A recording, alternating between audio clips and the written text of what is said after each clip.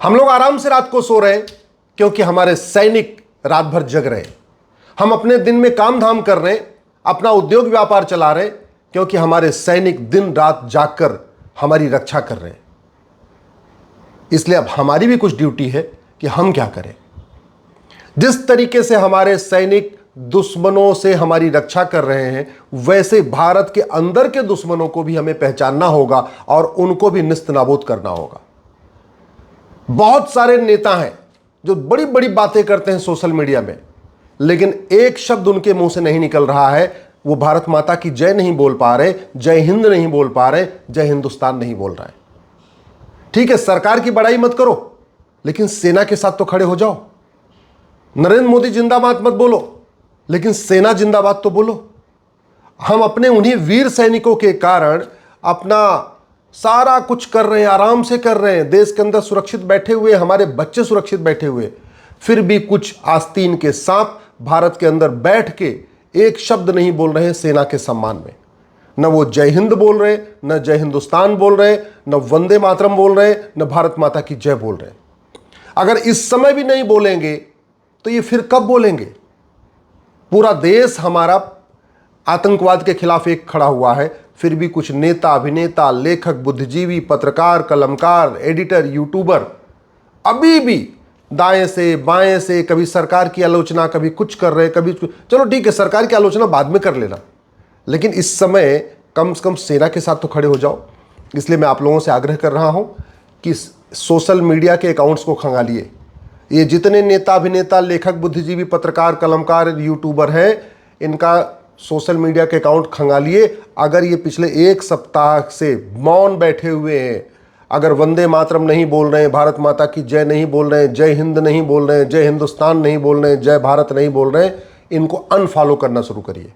इनके यूट्यूब को अनसब्सक्राइब करना शुरू करिए। इनकी फिल्मों का बायकॉट करिए, इनके सीरियल्स का बायकॉट करिए, इनका चेहरा देखना बंद करिए।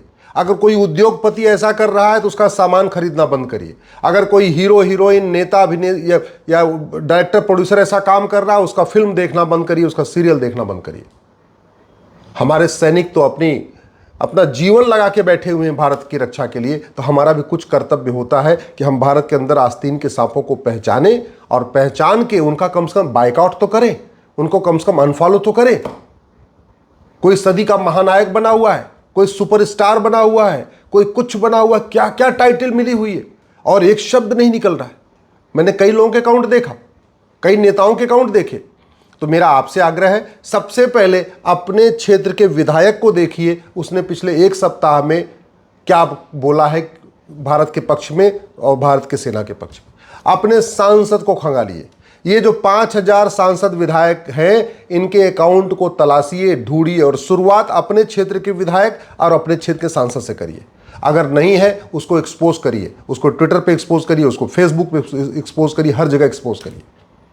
ऐसे जितने सदी के महानायक और जितने संगीतकार हैं, जितने गवैया हैं, जितने नचैया हैं, जितने बजाने वाले हैं, जितने गाने वाले हैं, जितने म्यूजिशियन हैं या जितने निर्माता हैं, जितने निर्देशक हैं, जो हीरो हैं, हीरोइन हैं या मॉडल हैं या स्टैंड अप कॉमेडी करते हैं, इनको ढूंढिए, इनको पहचानिए।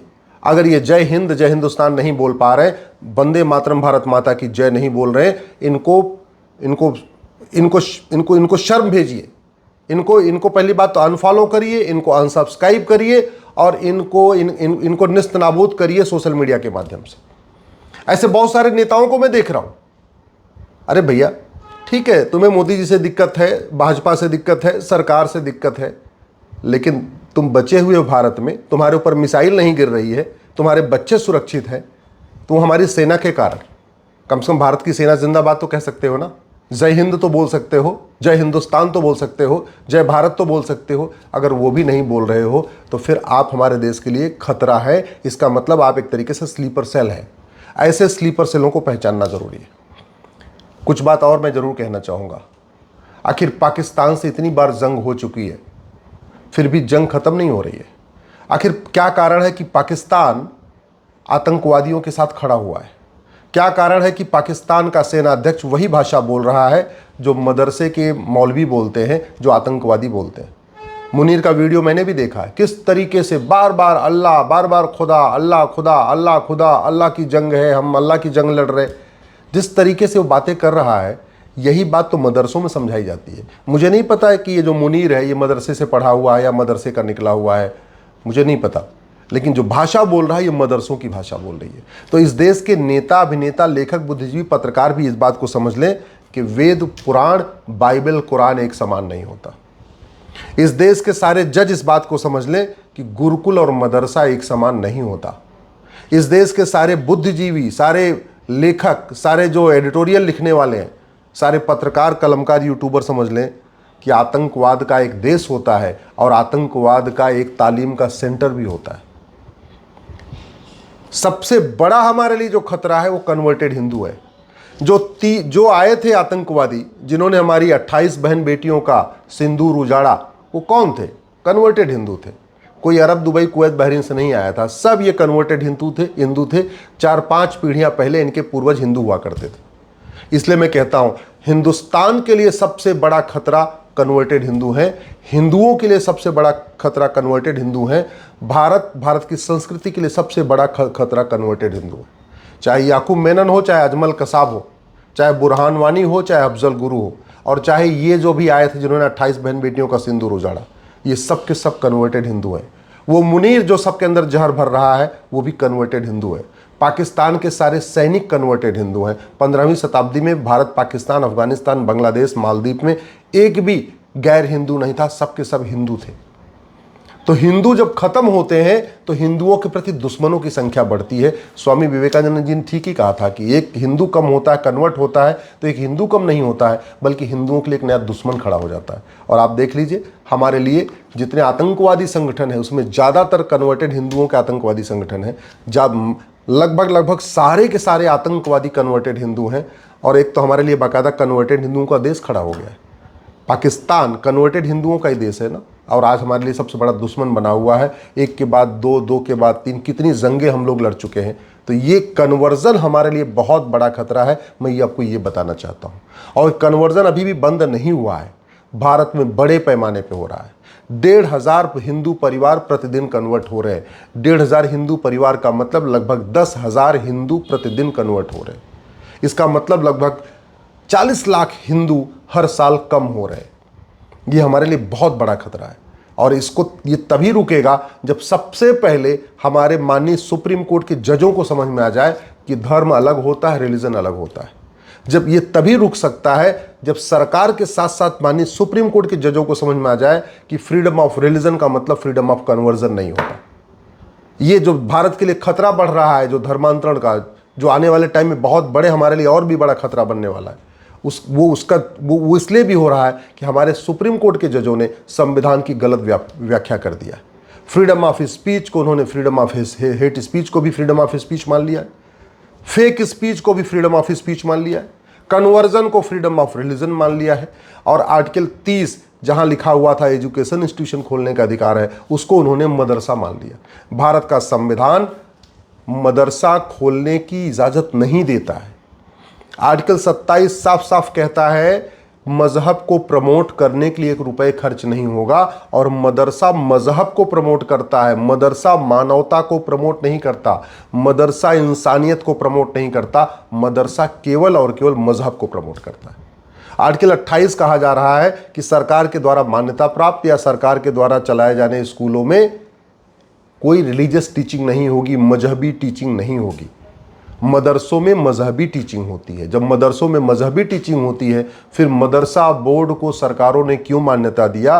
और सरकारों ने अगर मान्यता दे भी दिया वोट के चक्कर में, तो सुप्रीम कोर्ट ने क्यों मान्यता दिया? इसके लिए सबसे बड़ा दोषी हमारा सुप्रीम कोर्ट है। और वो जज है जिनको लगता है गुरुकुल और मदरसा एक समान होता है, जिनको लगता है कि हमारा संविधान मदरसा खोलने की इजाजत देता है। अगर ये मदरसे नहीं बंद हुए तो ये संविधान खत्म हो जाएगा। ये मदरसे नहीं बंद हुए तो भारत का लोकतंत्र खत्म हो जाएगा। अगर ये मदरसा बंद नहीं हुआ तो सेकुलरिज्म खत्म हो जाएगा। अगर ये मदरसा नहीं बंद हुआ तो इक्वलिटी, जस्टिस, लिबर्टी, फ्रेटर्निटी का कॉन्सेप्ट खत्म हो जाएगा।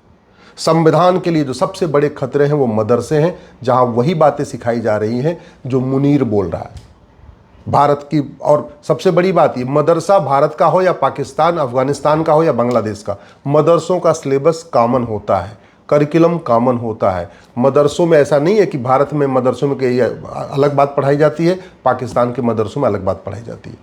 अगर वो कहते हैं ना, तुम कितने अफजल मारोगे हर घर से अफजल निकलेगा, वो इसलिए कहते हैं क्योंकि मदरसों से अफजल ही निकलेगा।